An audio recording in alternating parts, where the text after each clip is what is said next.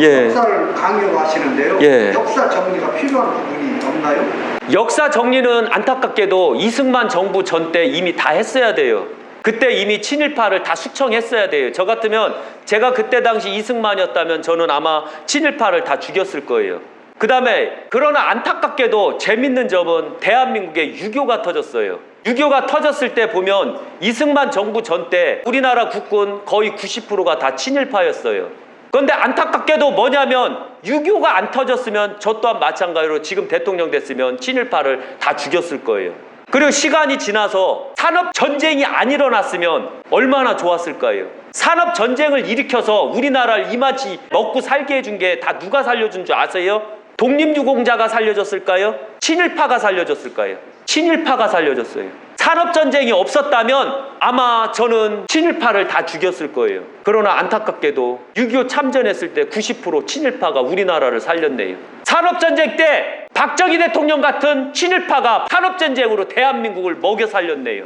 그러면 지금 시점에 친일파와 친일파 아닌 자를 어떻게 색출할 거예요? 당시 공자께서 말씀하시기를 공이 있고 없고의 차이를 명확하게 해라. 과거에 지은 죄 공으로서 논하라. 그러면 안타깝게도 나라를 위해 희생하신 친일파들은 우리가 다 용서를 해줘야 돼요. 그리고 보듬어줘야 돼요. 그런데 더 재밌는 게 있어요.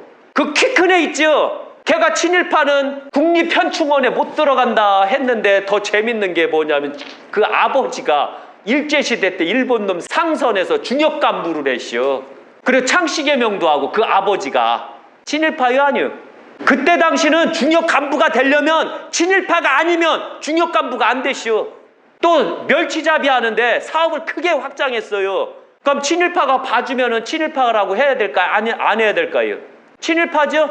창씨개명도 했는데 당신네들 부모님, 당신네들 할아버지 할머니들 다 창씨개명이시오. 왜? 창씨개명 안 하면 배급을 안 줘요.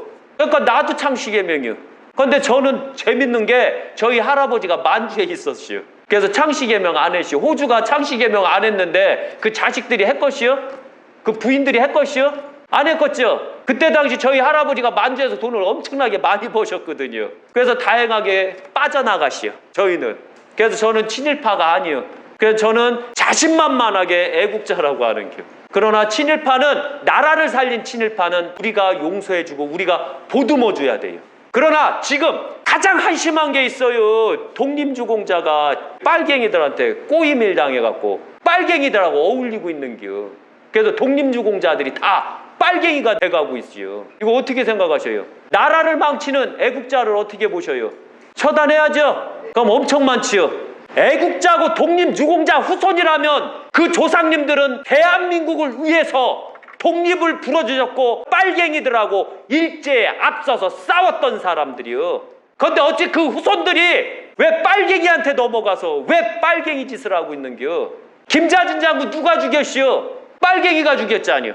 안 그래요? 이걸 명심 또 명심하셔야 돼요. 빨갱이들은 일제시대 때 한 게 없이요. 윤봉길 의사처럼 폭탄을 던졌시오. 안중근 의사처럼 이토 히로모리를 저격했시오. 아니면은 김자진 장군처럼 일본 군을 쑥대밭 만들었시오. 북한이 한 거 봐시오? 북한에 이런 게 있었어요. 그 전에 김일성 장군이라고 있었어요.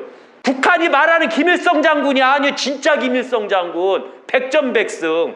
딱 해방이 되고 김일성 장군이 딱 온다니까 평양에 북한 사람들이 싹 봉겨. 김일성 장군이 과연 누구신가? 딱 봤더니 새파랗게 젊은겨. 해서 저게 김일성 장군 아니다 했거든요. 북한에서도 의심을 했거든요. 왜? 그때 당시 김일성 장군은 50세 정도가 됐거든요. 끼케야 55세에서 50세 정도 됐거든요. 그래서 나이 든 자였거든요. 그런데 어떻게 저렇게 젊은 자가 왔냐 이거죠. 그런데 그분도 마찬가지로 빨갱이가 아니었어요. 김일성 장군도 바로 독립유공자였던 거예요. 그런데 우리가 그걸 안 가리키고 있죠. 왜? 김일성 장군하고 김일성하고 적이 될까봐, 혼돈할까봐. 옛날에 들어보셨죠? 김일성 장군이라고. 명심 또 명심하셔야 돼요. 그래서 애국이라는 건 가장 기본적으로 나라를 위해서 살면 그게 바로 애국이요. 절약하는 것도 애국이고 지나가면서 쓰레기 줍는 것도 애국이고 그 다음에 사람들이 잘못된 일을 하게 되면 지적하는 것도 애국이요. 이해 가시겠어요? 그래서 항시 말씀드리지만 애국자가 아닌 곳에서 뭐 같은 거 사지도 말고 쓰지도 말아요. 저는 빨갱이 상점이나 이렇게 딱 걸리죠. 안 가요. 더러워서. 그리고 제가 또 영화도 좋아하는데 그 빨갱이들 나왔던 애들 있죠. 박근혜 탄핵했던 애들. 안 봐요. 재밌는 거 알아요. 거의 저기 있잖아요. 광대들 나와서 하는 거. 안 봐요. 저 그거 보고 싶거든요. 진짜로. 그런데 안 봐요. 박근혜 대통령 탄핵시킨 것들은 다 빨갱이요. 아셨어요? 거의 딱 무정부 상태에 있지. 일제 해방 딱 됐을 때 어떤 일이 있었어요? 가장 먼저 국민들 현혹시킨 게 누구요?